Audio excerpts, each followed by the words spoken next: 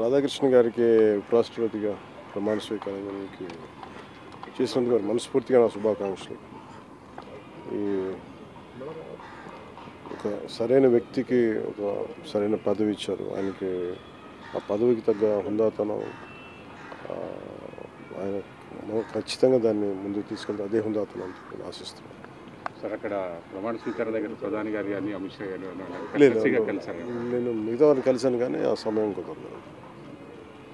National school of డ్రామాని సందర్శించారు కదా, ఎట్లా అనిపించింది? కొన్ని పుస్తకాలు కూడా ఇది నేను ఇప్పుడు లాస్ట్ ఒక 18 years నుంచి అట్లీస్ట్ ఢిల్లీ వచ్చినప్పుడు ఏదో టైంలో వస్తాను.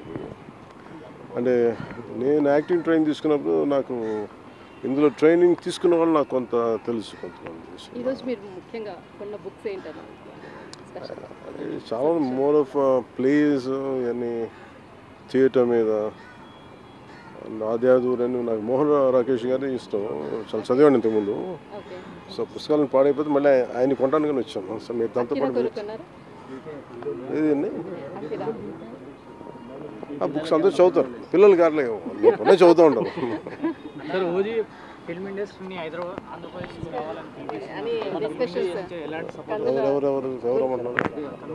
సురేష్ గారు కామెంట్ చేశారు.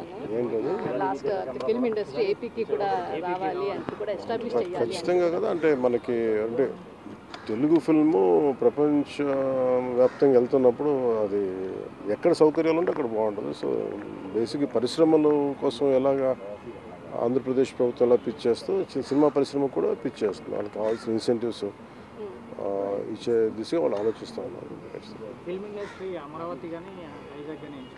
అది ఓవరాల్ క్యాబినెట్లో కూర్చొని నిర్ణయాలు తీసుకోవాల్సింది. ఇచ్చిన హామీలు ఇప్పటివరకు అమలు చేయలేదు, ఏం చేశారనేది కూడా జగన్మోహన్ రెడ్డి కామెంట్ చేస్తారు. దాన్ని ఎట్లా చూస్తారు? మీరెవరు అన్నారు అధికారంలోకి రానియడానికి? కింద ప్రజలున్నారు, పైన దేవుడు ఉన్నాడని కామెంట్ చేసినారు. ఎవరు ఆయన ఉన్నారా? మెడికల్